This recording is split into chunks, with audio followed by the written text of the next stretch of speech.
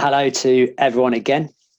So, as you'll have seen, then this week, payments has been the subject matter. We've had a raft of questions and inquiries and interest around.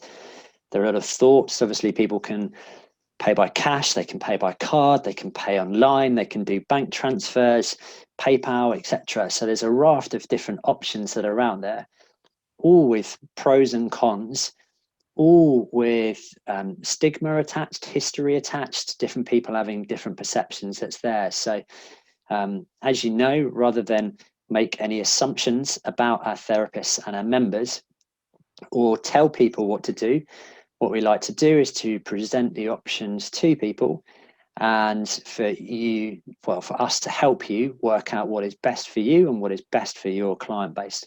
So we spoke to Danny earlier today, and if you haven't had a chance to check that out, have a listen, because he dropped some brilliant tips that were there that were incredibly helpful for all therapists. He has 3 clinics and is based up in the north of England. With me now, we've got Scott, who is actually physically not that far away from me. He's in sunny Newport, and I'm in sunny Wales, in Cardiff, even though we're not allowed to go anywhere near each other with local lockdowns. But Scott is what a lot of our therapists are, which is a part-time therapist, and trying to juggle that with a busy job as well, which brings its own challenges. So rather than me talk about him, I will let the man himself introduce himself. Yep, Scott from SWH Sports Massage Therapy, based in Rogerstone, Newport in South Wales. I'm a manager by day for an electrical company and a sports massage therapist by evening. My main sort of clients are runners, being from a running background. I've built up a bit of a network within the area with runners. Was getting injured myself a lot, so I was getting treatment a lot, getting more into it with it. So I thought, why not to start up my own business and try and help people that basically suffered with the same sort of beginner injuries that I had. So obviously done the training. I enjoy my daytime job. I'm still class myself as learning now, coming late into the industry. So I decided to go part-time so I could continue my learning without the added pressure of making it my daytime job with all the financial side of it to go with it, which has kind of benefited me with the COVID situation as well. Yeah, and how have you been coping and managing with everything? It hasn't been too bad from a sports therapy point of view. It's been quite chaotic with the other side of it, but I haven't had the money struggles that other therapists who are full time that I had. So I've had that kind of the benefit of that in terms of I've just been where I have had the time off from massaging. I've been ploughing all my time and effort into CBT basically, which is what I do with any money I make. I just plough it back into my own learning. So yeah, from a COVID point of view, it hasn't been too bad. Obviously, setting it all up with the different procedures that you've got to put in place has been quite challenging. For someone who's just started running a business themselves, I'm used to having people do that for me and say, put this up, do this, do that. So having to do that myself, I've been asking a lot of questions, but I like to think I'm there now. So it's just a case of managing it more than anything. Yeah, well, certainly being proactive and asking those questions is, as you'll well know, it's just super powerful, isn't it? It can be a bit of a scary and daunting time, I imagine, to get yourself set up and do everything.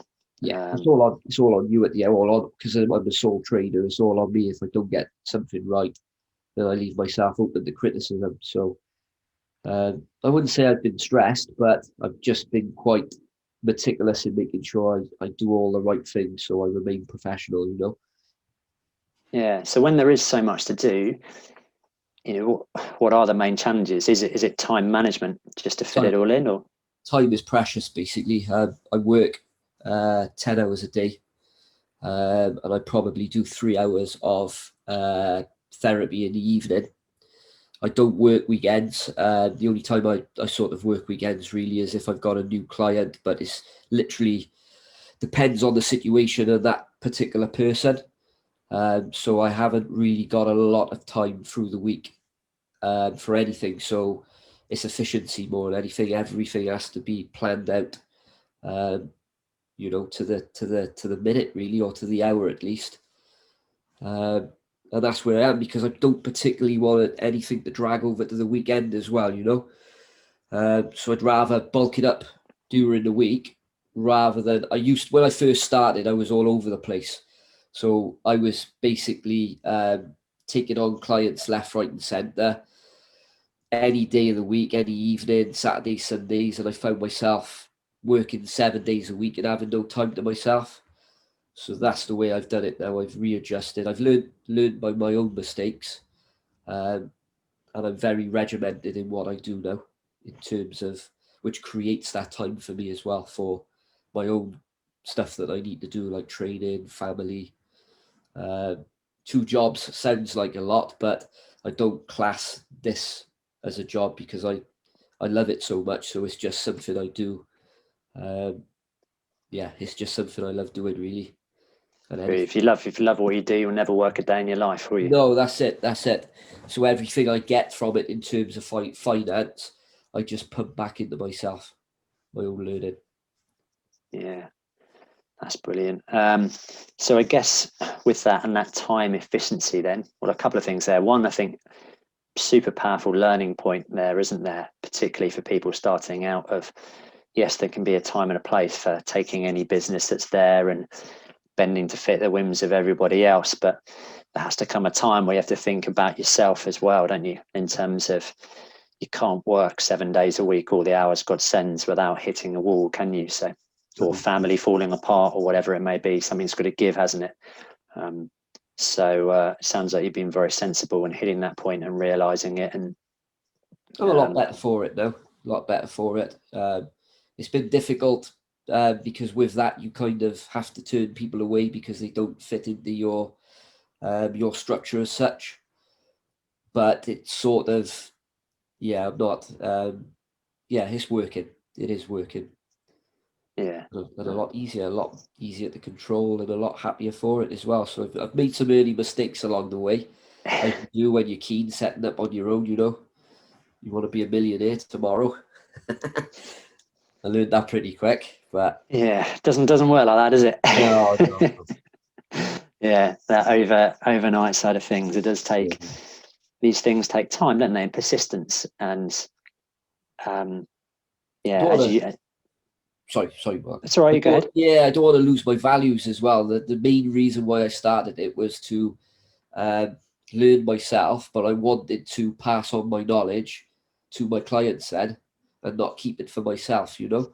So yeah, I make money along the way, but I continuously. So I don't want to lose that core reason why I started, you know, by getting too over ambitious. Yeah, absolutely. And that there's lots of differences amongst the various professions and therapists, aren't there? Yeah. But the one thing that unites all the good ones is the first thing which they say is something along the lines of that patient-centered care. Yeah. And about helping people primarily, first and foremost. That's what gives them enjoyment, feel like they're helping other people. Yeah. And the rest of it flows from there, doesn't it? Yeah. You know, and if you provide that good service and that value to them, well, you won't ever have to sell, because actually it will all happen because people will realize that you're doing good things. Yeah, definitely. So you've talked then in terms of, so some of saving your time has been about putting in some structures in place, segmenting your time so you can be a bit more efficient, knowing, right, this is what I've got available, and flexing that rather than jumping around. How else have you helped deal with those time pressures and that challenge? Well, the payment side of it really as well. Like you said, because I'm obviously a busy man through the week. Starting out, obviously COVID has pushed the online kind of things, but I was taking a lot of cash at the time. So I found myself that the nearest bank to me is a good 10 to 15 minutes on the weekend. So I was taking a lot of cash, but then I was spending a lot of my own time going into the bank to put it into the bank. As much as I wouldn't turn away any form of payment, to be taking so much of cash, bank transfers, paying by card, booking online, there was quite a lot of an organisation with it from my part, almost to the point of you don't know where you are half the time, you know who's paid with what. So it was a lot of updating, so I'd have to go back online and then update the different systems, you know. I think the beauty of the platform is when you do update that system, you get the report that is made out for you, which does all the work for you. But when you're having to do that yourself, it does take up a lot of time. Yeah. And are you able to give a rough estimate, quantification of that time in terms of per day or per week? I would say probably a good, I'd probably say a good 30 minutes an evening. So once I've finished with clients, I'm back in the house then, because obviously my practice is not obviously, but my practice is at home. I come back in then, and then if I'm rebooking them in for another appointment, I would manually do that myself. I would update the system to say how they've paid. So you're talking, if I'm seeing 3 or 4 people in an evening, then I'm doing the same for the 4 people. So I would say probably 30 minutes at least. Yeah, well, that certainly adds up when you're doing a 10-hour day, I guess, anyway. Yeah. And some of the, so it's interesting, what made you make that switch to online payments then? Was it purely an anticipation of time? Was it forced to because of COVID? Yeah, an element of it was forced through COVID, but I did start pushing it before COVID as well. Mainly at the time, because a lot of people, well, not a lot of people from my area, but I don't know, there just seems to be a thing about people who would come in and say, "Oh, do you prefer cash?" And it doesn't come across as very professional, if that makes sense. I don't know if it's my way of thinking, but I don't want to be sort of this dodgy geezer therapist, you know, who just takes cash. So I just think booking online is a little bit more professional when you're pointing people to book online, and then they actually go to the website and they see that they can do it. It just paints a more professional business side of things, you know. And obviously, once I noticed people booking in online, I realised how much easier it was for me as well as a person. It's also taking into different accounts of different personalities. Some people ask you, they message you, how do you want to pay? Others, they would prefer not to have that communication starting off and just prefer to just book online because it takes the stress out of it for them as well. There's quite a few people who do not like making their initial contact to actually talk to you, you know. Really? You found that? So given that option where they could just go on a website, book online, there's a lot of comfort in that for some people. Interesting. So would you say, so it sounds like there's been some impact in terms of customer numbers, would you say, because of it? Yes, definitely. More so in recent times. Literally the last 2 weeks, I seem to be getting a text message 3 or 4 times a week to say a client has booked online with you. It makes my life certainly a lot easier. In terms of the day job that I got, I'm pretty accessible because I'm on the road all the time and I've always got my phone in my hand. But I have missed a lot of calls and messages from people. Just simply because circumstances, I might be in a meeting, but also if I do catch a message, it used to take me a lot of time to say to them, right, you know, give me 5 minutes, I'll fire over a load of dates and a load of times, pick which one you want. So now I can just point them to the website, to the book online facility, and then because I've got the rotor set up, they can just see this slot and just book it. So I'm definitely more efficient, but I have seen bigger numbers from it in terms of clients as well. Yeah. Have you got any, that's interesting that. So not only is it saved you time, but it's also actually led to increased numbers of clients. Yes, yeah, definitely. And saved you from losing some as well. Yeah, that's it. I mean, I've sort of promoted it in putting it on social media. It's the kind of thing that unless you tell people about it, they wouldn't necessarily know about it and not see it as a as an option for them. So whenever people message me now to say how would you like payment, I would push more towards the online payment, simply because they can just walk through the door then and we can just get on with what they've come here to do and not spend 5-10 minutes of their money talking about their money on how they're going to pay, you know. Yeah. And so you've mentioned, I guess, in terms of some of those numbers, is there any rough quantification in terms of, I don't know, clients you felt you lost before because of missed calls versus clients you've gained now because people are able to see availability and book? I would say I'm probably I had a period sort of coming towards the end of the year where I was losing. What's the easiest way to put it? I had a lot of cancellations.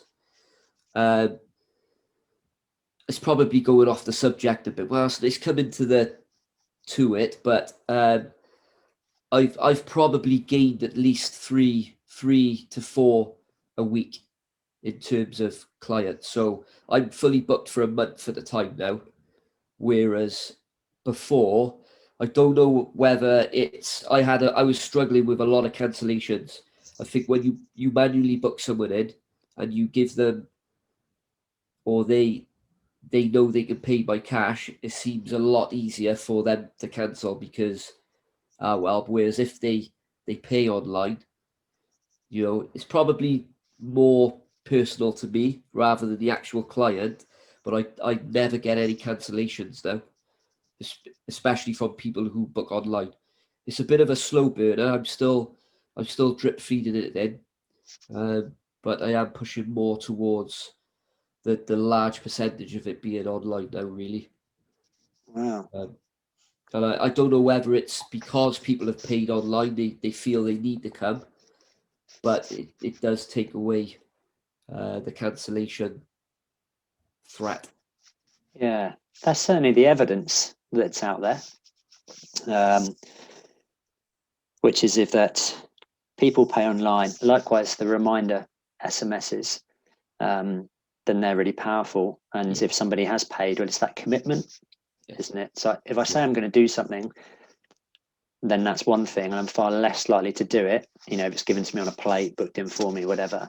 Whereas if I actually take the action and manually do it and say I'm going to do it, then I commit to it that much more.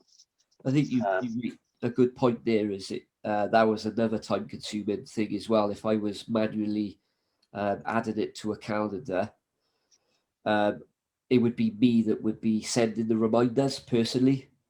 I think I had a lot of sending messages to people to say, you know, don't forget you've got an appointment at 6 o'clock. Oh, sorry, I forgot. I'm double booked now. Can we rearrange?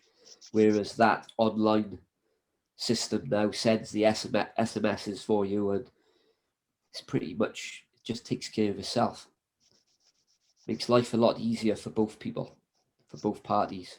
I think as a therapist, we're generally thought of as nice people, so a lot easier to let down, if that makes sense. But yeah, definitely in terms since going on to online side of things, I haven't had any cancellations whatsoever. Wow. Not even paying by deposit either. People just like to pay the full amount.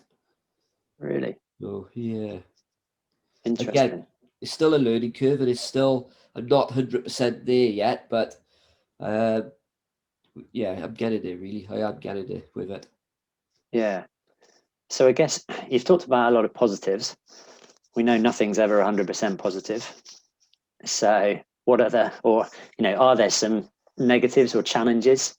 To be honest, the only one I've experienced is the certain client that doesn't want to pay online, which is kind of okay. I don't mind it. Obviously, I'm not going to turn them away, but as much as a lot of people do like to book online, there are still a vast majority who would rather pay cash or would rather pay card.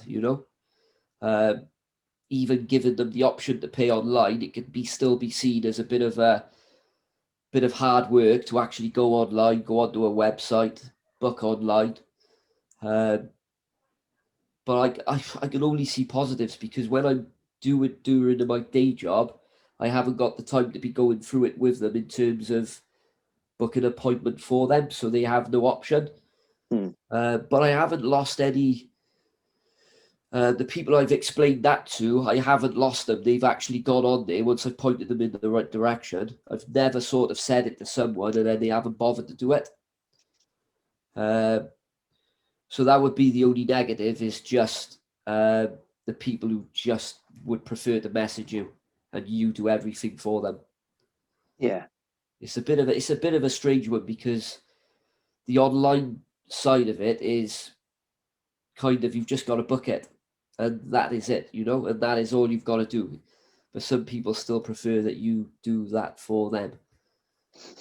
Yeah, I think there are always those people that want everything spoon-fed and handed on a plate, aren't there? So I just think that's the only negative really with it, is the different kinds of people that you see. Just that side of things. Yeah. So would you say with that side, actually, it's about, if you understand the customer base and that awareness, and we know we can never have one size fits all, can we? No. So we have a solution in place, and ultimately, if you're just having to take the odd cash payment or do the odd manual booking for one or two people, it's manageable, isn't it? If it keeps them on board as clients, like you say. There are those people that just don't get on with technology. It doesn't make them bad people, does it? Yeah. And there are those that are need a bit of help. Yeah. So actually offsetting that and making 80-90% of it more efficient, or then that frees you up to do it, doesn't it? Yeah, it definitely hit the nail on the head. It does seem to be sort of the older population, without, with no disrespect. It's just the people who do struggle with the computer side of things. Yeah. So I guess in terms of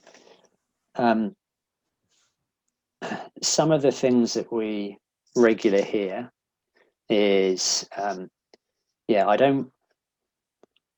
want to make sure I maximize the opportunity for people to booking in, and I think taking payment would put them off. So I'd rather just get them booked in, and then I can sort the payment out later. I haven't come across that too much, to be fair. I would much prefer, the way I am as a person, I'd much prefer to get them in the door and get cracking with the subjective side of the treatment straight away, rather than, I don't know, I just see it as wasting their time and their money by actually asking them for their money, if that makes sense. They come in for an hour slot or a 30-minute slot, so you want to be spending that hour and that 30 minutes on them. So getting the money side of things out of the way is more beneficial to them, and that's the way I look at it. I mean, yeah, don't get me wrong, I can do the cash and the card thing, but then we're spending 5 minutes or sometimes even 10 minutes taking payment. I'm using iZettle at the moment, and my card machine sometimes doesn't always connect quickly. So you're having to come in and out of iZettle. Sometimes that can take five minutes, and you have to factor that into the time slot of that appointment, because you've got people coming in for the next appointment, So me personally, I always push for the online side of things. Yeah. Don't know if that answers the question. Yeah, it's interesting. It's one of those things of, There seems to be a recurring theme that I guess it's like anything, isn't it? All of us are a bit slower to change and a bit reticent to change, and we have our ways of doing things, don't we? And we have our beliefs, our fears, our assumptions, and some of those seem to be, all my clients won't like online booking, but then in the same breath, it's the people that are saying, oh, I'd love an hour a day, half an hour a day. You know, if you part-time and it's half hour a day. For Danny, he was saying it saves him, full-time, and with a couple of clinics, we're saying it saves him an hour to 2 hours a day. And that's just on the payment side, let alone all the voicemail tennis and SMS reminders, etc. And talking about, providing better care when they're actually in, not spending 5-10 minutes faffing around with Bluetooth, etc. So yeah, we have that side of it, of people that think, it'll put people off. And anecdotally, through the 2 interviews we've done today, we've had 2 people that have said actually it's increased. I expected to hear actually that they were, it dropped off by 1 or 2, but the time saved made it worthwhile. I have to confess, I didn't expect to hear that actually you're saying, well, actually it's helped me gain clients through that customer journey, that ease of use, the shy people that wouldn't want to contact me before, and allowing them to book in directly. And it very much seems to be this recurring thing that when people try it, then actually it's really positive. And as long as they're not going, right, I'm only doing that, and forgetting about some of that older population, which you've referenced and actually Danny referenced as well. So as long as you've still got those channels open for those people that don't want to or can't, and being considerate, then it's educated the majority of mine. Just simply not knowing that you can pay online. I just think you got to keep going with the future, haven't you? You got to keep up with the times, and booking online payment is the future. I don't know, it's maybe just the way I see it, but if I'm just taking cash all the time, then I'm not growing. I'm not growing the business with 2020, So I'd like to think that comes across to my client, that I'm current. And, I'm up with the times. I'm keeping on top of everything, which is only going to help their treatment as well if I'm on the ball. Yeah. That's another positive way to look at it for me personally, is streamlining the business. Streamlining the business, very good phrase, particularly when you're short on time, because it's easy, isn't it? These things all add up, don't they? And 5 minutes here, 5 minutes there. I can't afford to go off the boil. I can't afford to be unorganized, otherwise it all goes up in the air, and things get missed then, and it's important, if you've got people booked in and you miss something, it doesn't look very good at all. But no, like you say, that's my side of it as a therapist, but I'm also pushing it because I believe it's more beneficial to the client. Yeah.